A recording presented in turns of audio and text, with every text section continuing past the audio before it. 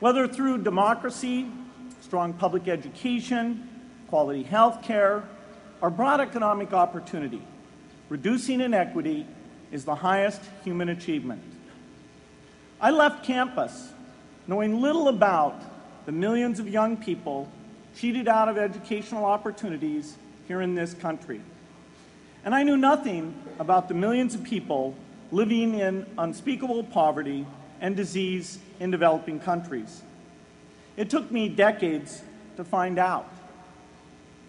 You graduates came to Harvard at a different time. You know more about the world's inequities than the classes that came before.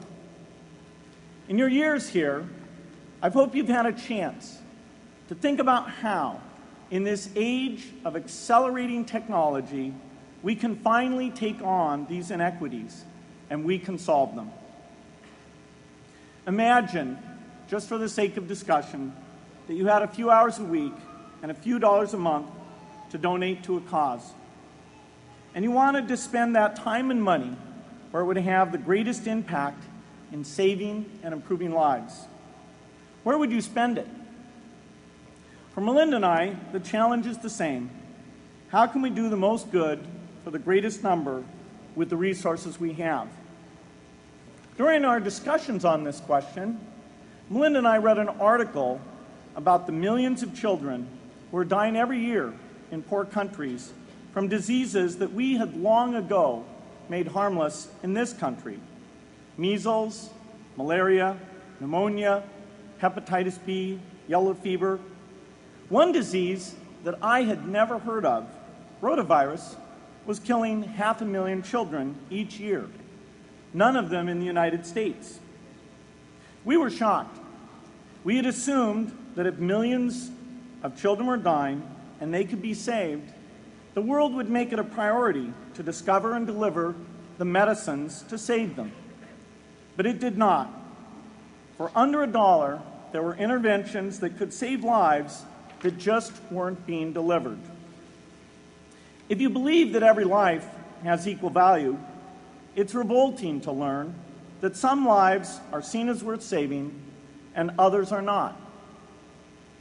We said to ourselves, this can't be true, but if it is true, it deserves to be the priority of our giving. So we began our work in the same way anyone here would begin it. We asked, how could the world let these children die? The answer is simple and harsh.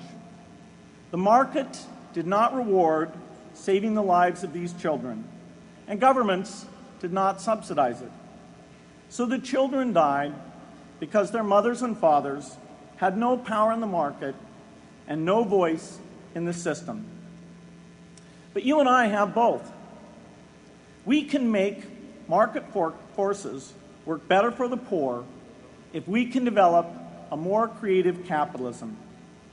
If we can stretch the reach of market forces so that more people can make a profit or at least earn a living serving people who are suffering from the great inequities. We can also press governments around the world to spend taxpayer money in ways that better reflect the values of the people who pay the taxes. If we can find approaches that meet the needs of the poor in ways that generate profits for business and votes for politicians, we will have found a sustainable way to reduce inequity in the world.